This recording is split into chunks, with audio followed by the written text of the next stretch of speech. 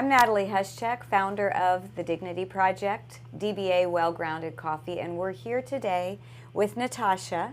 Natasha was the very first barista we ever hired here at Well Grounded Coffee, and we've kept a relationship for, I guess, 5 years? Yeah. Probably 5 years since we first met. Yeah. And you interviewed. Yes. Yeah? Amazing. Amazing. Yeah, it was amazing. It was life-changing. And our lives have been so much beyond just I hired you. You learned how to pull shots, espresso shots. I mean, we've taken care of your kids. We've hung out together. Natasha is now a board member of Well Grounded and helps us make decisions and represents us in a way that hopefully can help other women who need a second chance. So I'm going to ask you some questions. Okay. Just about, this podcast is turning trauma into triumph. And what we see is trauma in the home or instability. Sometimes then there's abuse, there's drugs. Somehow that ends up in prison, in your case in prison. Yeah. And then the life afterward, trying to make sense of it or get on your feet or turn it into triumph in any way. So tell us a little bit of what you think when you were little happened that may have looked like trauma. I think when I was younger, due to addiction that my parents had, life was just chaotic. The house was chaotic, and it was just normal to me. Yeah. Yeah. I mean, you only know what you know. Yeah. So what did that look like on a day-to-day? Just alcohol, a lot of drinking, different people in and out of the house. My mom was there, but not always emotionally there. Right? You know? Yeah, I know what you mean when you say that. Sometimes we're present, but not present. Yeah, yeah. So no one was necessarily emotionally available for you as a child. I wouldn't say so. My mom tried, and she would get sober, and she would stay sober for a while, and she would be. Mm-hmm. And then once the addiction come back, in whatever form, alcohol or drugs, Yeah. it would fade. And your dad? He was in and out of prison. Yeah. Yeah. Okay. And then did your mom remarry or? No, she got with my stepdad. They didn't remarry. They were together a long time, and he was an alcoholic too. Okay. He was very physically abusive to her, my sister, and my stepbrother. Mm-hmm. Not so much me and my younger brother. You were a little bit protected, weren't you? Yes, my By your- sister. Mm-hmm. Yeah, my sister would always. Sometimes she'd put us in the closet and stay here until I come back for you. Wow. Yeah. How old was she? She was about 15. Yeah, 15-year-old protecting you. Yeah. And you were about how old? Maybe 9, Yeah. 10, something Yeah. like that. There were 4 of you? 3. 3. My mom had my youngest brother later Okay. in life. And then at some point, you started using? Yes, I started using it like 12. Wow, Yeah. that's young. Yeah. Why, looking back, why do you think? What do you remember the first moment that you decided to use, or? I think it was just normal. Yeah. Yeah, my mom had some guy over there that was probably, I guess, bringing her some weed. And I asked him for some, and he gave it to me. Wow. Yeah. Okay. And at 12 years old, you smoked or started smoking pot. Yeah. And that led to other things?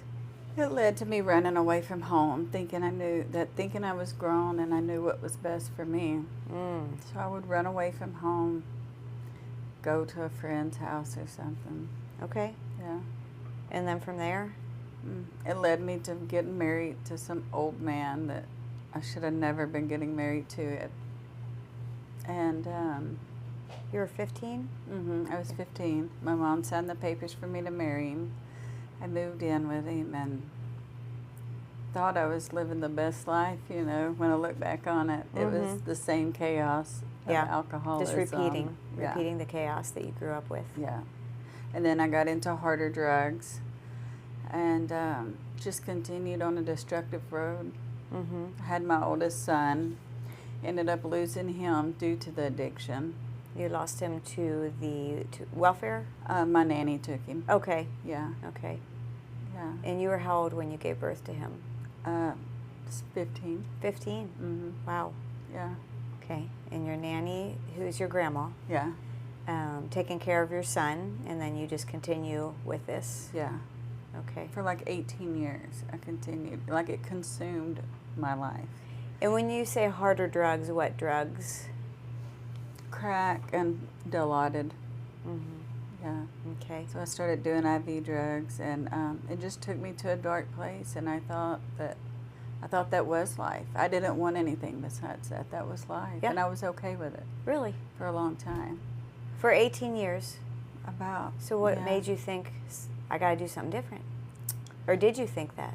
I did. When I had Matthew, I thought I was going to do Okay. something different, and I did for a while, and then ended up falling back into it. Okay. And then when his dad died, I got into it deep. Okay. And then I lost custody of Matthew. He went and lived with my brother. Your younger brother. Yeah. Okay. And then in 2018, I got locked up. I found out I was pregnant with Samuel, and I In was jail, you found out you were pregnant. Yes, at Bookend. Wow. And I was just going to put him up for adoption. I was like, "There's no way I can keep him. I'm here." And I feel like through that process, God changed my That makes. thought I know process. Sammy, of course, and Yeah. Sammy has always been part of the coffee house. So Yeah. that makes me emotional. Just Yeah. you thinking, I'll just put him up for adoption. Yeah. So what changed your mind? I think the Lord put it on my heart throughout the journey that maybe I could make this work. Maybe I could do something different. Okay. So once I pulled chain, to prison. Mm-hmm. I focused on God, and I stayed in my Bible. I wrote letters to programs. Well, I wrote Samuel's grandma to see if she would go get him. something just flipped a switch, Yeah. and you just were like, I'm I gonna figure wanted something to keep out. this baby. Yeah. Having no context or picture of what a different life might look like, never having seen an example of a different life. No. You just something said, there's something different, and I'm going to search for it. Yeah. I think watching my nanny, I knew that there was something different, but I didn't know how to achieve it or how to obtain it. And your nanny is your mom or your dad's? My dad's Your mom. dad's mom. Yeah. And your dad was still in prison mostly. He was in and out. And no. But when he was out, he was drunk. Mm. And we had we were kind of close for a while, but it's just probably our addictions. Mm-hmm. You know, we And would your get mom? high together. My mom, I would get high with her too. And are both of your parents gone? Yes. Yeah. Yeah, my mom died of breast cancer, and my dad died from liver cancer. Wow. Incredible. And you were working here when your dad died.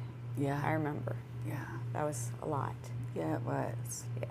And you've had so much happen. And I think for myself, I find that sometimes when a death, like I recently lost my dad, part of me just goes numb.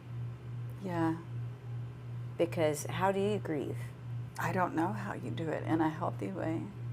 How do we Other grieve? than casting your cares on Jesus and letting Him walk you through it. Yeah. There's no think- classes on grief.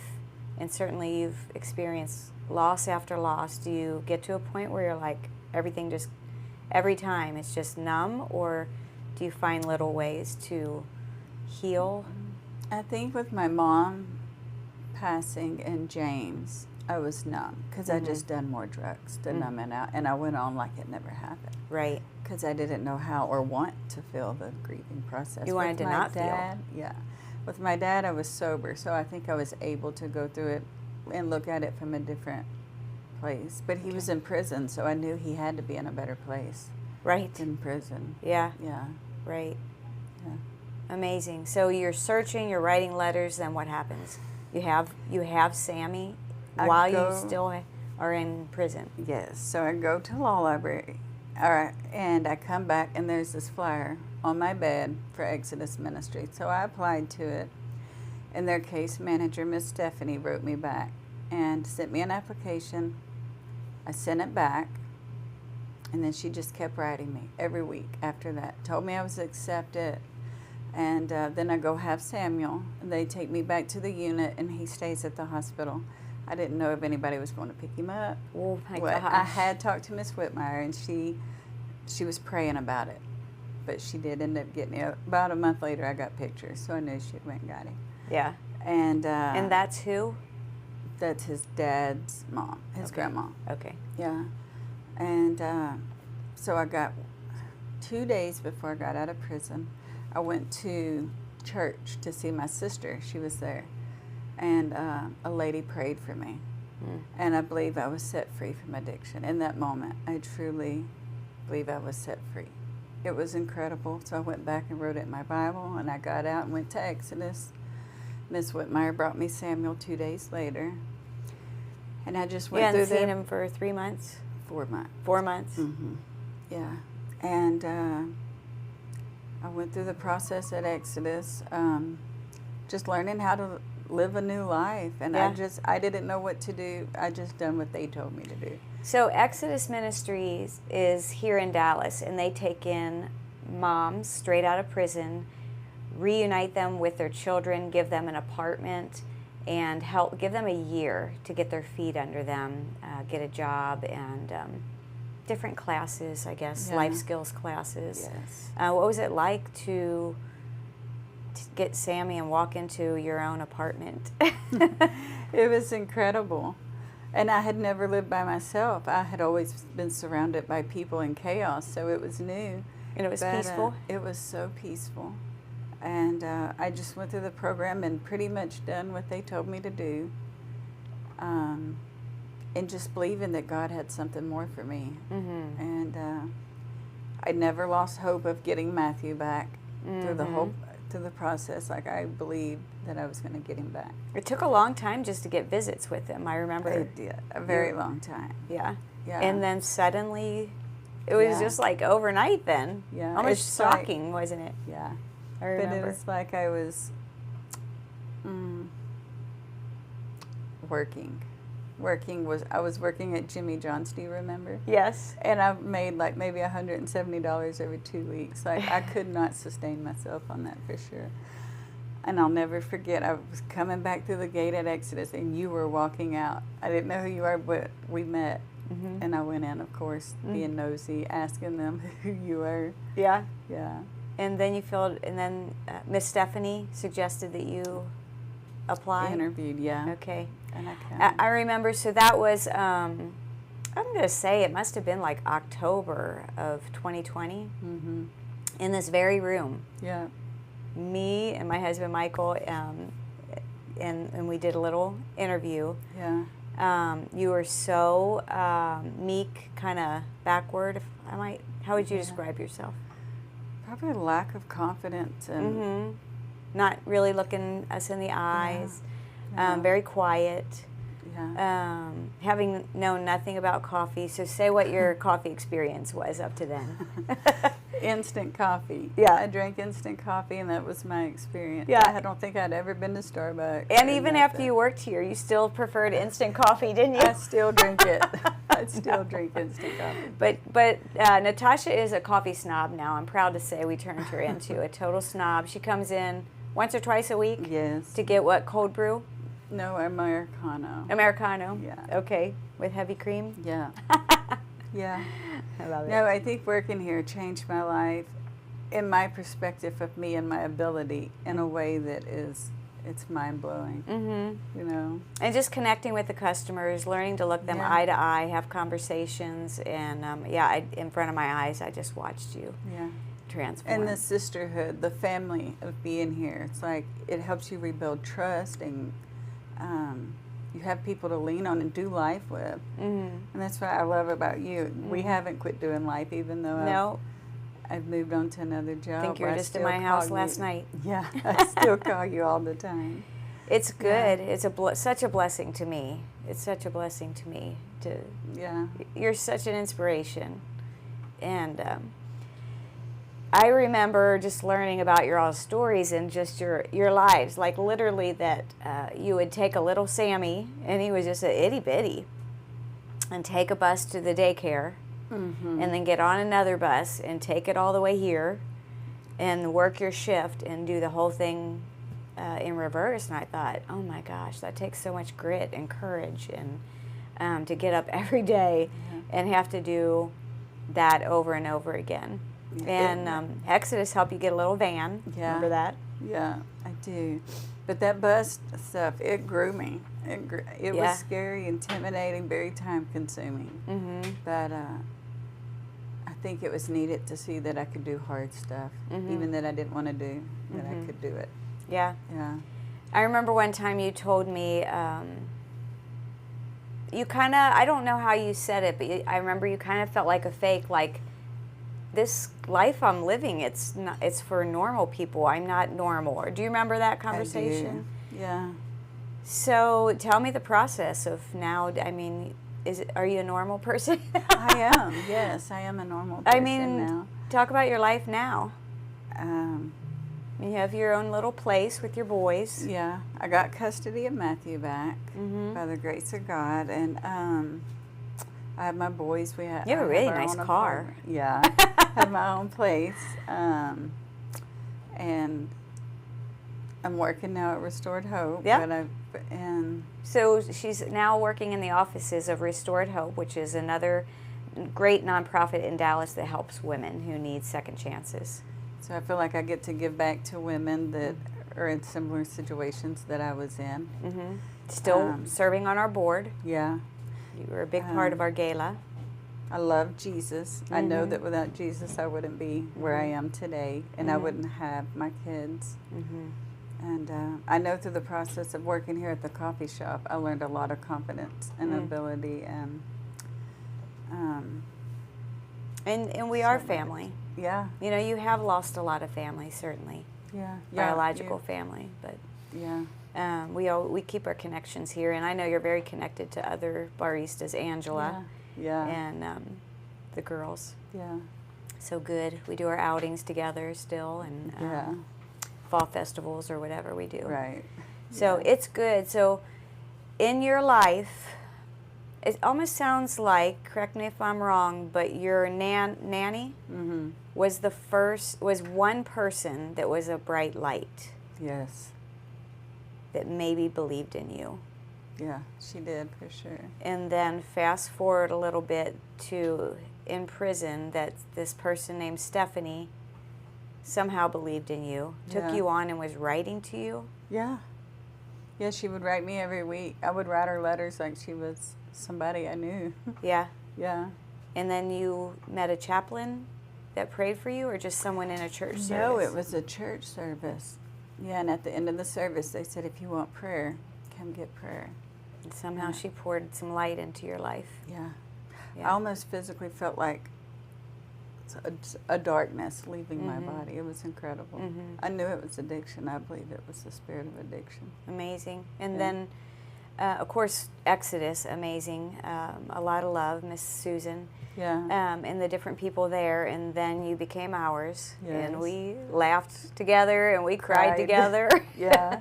The death of your dad and just different things. Happy tears, just the too. fear of getting Matthew all at once, and all of what that looks like. And hopefully we've been a place that has believed in you. Oh yeah, most definitely. Yeah, I think people need to know that there are people, and I think actually we need to be that for other people. A person in someone's life that believes in them and puts that light, or is that light for them. Yeah. So if you had an audience, and today you do, what do you want to say to someone who is, if you look back on your little 15-year-old self, what do you want to say to that person or others that need hope? Or I don't know. I would say give Jesus a chance. Grab a hold of Jesus and just know that He is the way, the truth, and the life, and fight for something better. Don't just settle. Don't just accept that as life, because there's so much more life to be lived than that.